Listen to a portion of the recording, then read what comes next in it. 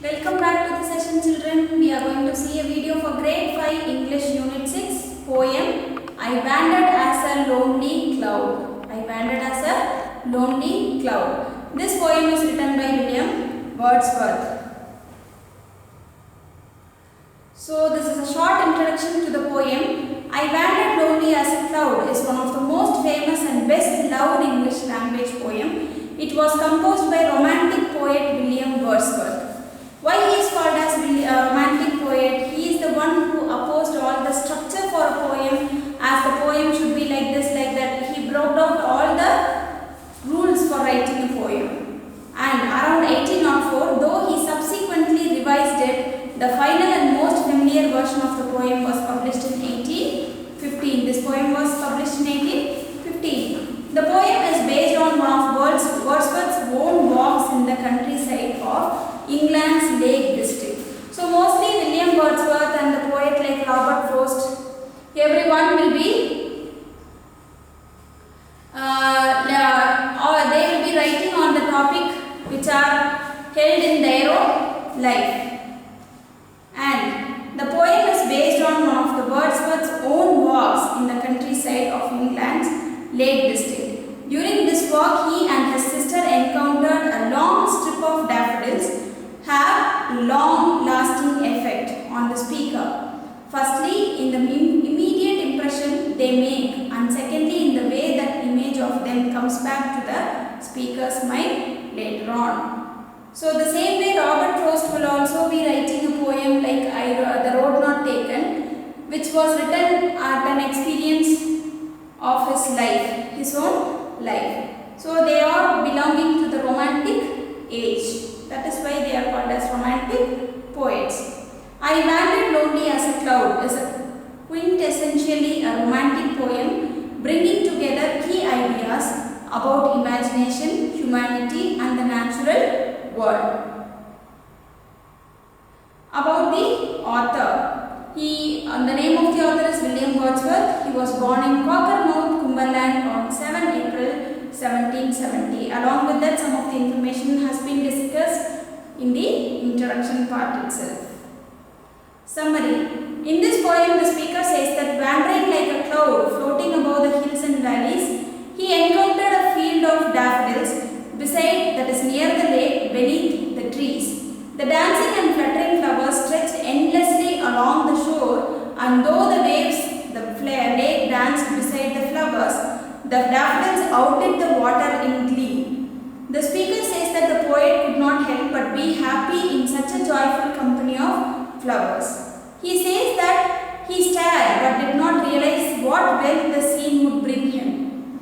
For now, whenever he feels vacant or pensive, the memory flashes upon the inward eye, that is the bliss of solitude, and his heart fills with pleasure and dances with the daffodils. So this is the summary of the poem. In this, the poet says that he was once wandering like a cloud, floating above the hills and valleys. He saw a group of daffodils, and at the beginning he doesn't know what wealth it would bring to him. He was so joyfully enjoying with the daffodils, and whenever, even now when he was in a pensive or very moody, or he is all alone, he used to think about those daffodils, and suddenly pleasure fills in his heart, and the heart starts dancing with the daffodils. Stanza 1. I wandered lonely as a cloud that floats on high over the vales and hills, when all at once I saw a crowd, a host of golden daffodils, beside the lake, beneath the trees, fluttering and dancing in the breeze. So some of the hard words in this stanza are vales means valleys, over, beneath, under, crowd, group, lonely, alone, wandered, walked, host, many in number. I'll read you the stanza once again. I wandered lonely as a cloud that floats on high over the vales and hills, when all at once I saw a crowd, a host of golden daffodils, beside the lake, beneath the trees, fluttering and dancing in the breeze. If you see in this poem, children, the poet is wandering. Wandering means walking lonely as a cloud, walking alone as a cloud that floats on high over the valleys and hills. Have you seen clouds floating in the valleys and hills? When all at once I saw a crowd. Suddenly he saw a crowd. What is that crowd? It is a host of golden daffodils. Daffodils is a flower. It's a kind of flower. Beside the lake, where did he saw? He saw it beside the lake, near the lake, and beneath, under the trees, fluttering and dancing in the breeze. What were they doing? They were fluttering and dancing in the breeze. Let us discuss about the poetic devices used in this poem. Rhyming scheme, A, B, A, B, C, C. How is it formed? The rhyming scheme means how the rhyming words are formed in the poem. Cloud, crowd. So this is A and this is also A. Hills, daffodils. This is B and this is also B. Again we come to with the third rhyming word, that is trees, breeze. So this both comes under C and C. See here, A, B, and C, C. What are the rhyming words you can find in this poem? First stanza, cloud, crowd, hills, daffodils, trees, breeze. Alliteration. In second line you can find high hills. Alliteration, as we know that it starts with the same consonant sounds in the same line. In fifth line, beside, beneath, it starts with the same consonant sound. Personification. Giving human qualities to inanimate objects, that is non-living things. Fluttering and dancing in the breeze. So dancing is a human quality, it is given to the flowers. Simile. Simile means using as or like to compare two things. Wandered lonely as a cloud, comparing himself to a cloud. Explanation. The speaker walks alone similar to the solitary cloud in the sky, floating over hills and valleys. Suddenly, the speaker sees a long and bustling row of daffodils. He saw a very big row of daffodils. They are near the lake under the trees, and they flutter and shift as they are blown up by the breeze. Is it dancing where the daffodils will dance? No, it was caused by the breeze. Due to the breeze, they started fluttering and dancing. Next, we are moving to stanza 2. Continuous as the stars that shine and twinkle on the Milky Way, they stretched in a never-ending line along the margin of a bay. 10,000 saw I at a glance, tossing their heads in sprightly dance. Again here he has used dance, which is a human quality given to the flowers. I will read it once again. Continuous as the stars that shine. Here he used a metaphor, that is simile, with the help of as. Continuous as the stars. He is comparing the stars with the flowers that shine and twinkle on the Milky Way. Where can you find the stars? It is in the Milky Way galaxy. They stretched in a never-ending line along the margin of a bay. It was very long. The daffodils has been grown near the bay. Bay means near the shore of the lake. 10,000 saw I at a glance. In one glance he could see 10,000 flowers, one sight. Tossing their heads in sprightly dance. They were tossing their heads in the dance. Some of the hard words: Milky Way, the group of stars; bay, shore; glance, look; sprightly, energetic and lively; never-ending line, covered a long place. Now we are moving to the explanation for second stanza. The poet compares the flowers to the stars that shine and twinkles in the sky in the Milky Way galaxy. The flowers are stretched in a never-ending line. It was planted in long way along the margin of the shore, and the author saw a group of 10,000 flowers at a time in one sight. So the flowers were tossing their heads and dancing in a sprightly, that is energetic manner. They were dancing. Let us see the poetic devices used in this passage. Simile. The poet compares the daffodils with the shining and twinkling stars. The same rhyming scheme has been formed in all the 4 stanzas of this poem: A, B, and C, C. The rhyming words used here are shine, wave, glance and dance.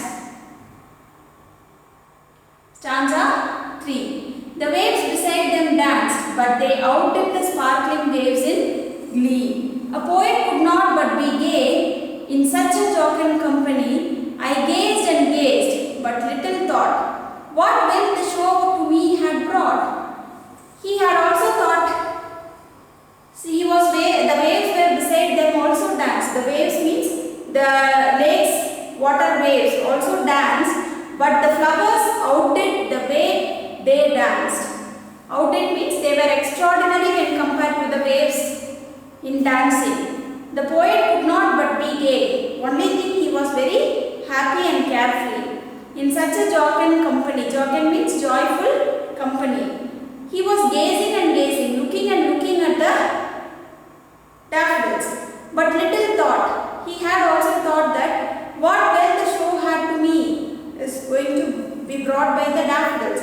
I am sitting here and looking at this daffodils for a long time. What wealth it would bring it to me. The hard words beside, near, sparkling, shining brightly, jocund, joyful, gay, carefree, gazed, looked or stared, wealth, property, glee, happiness. So the explanation for third stanza is the waves near them in the lake also danced, but the daffodils outdid, showed excellence in that dance in a shining glee. Glee means they were very happy and dancing in the breeze.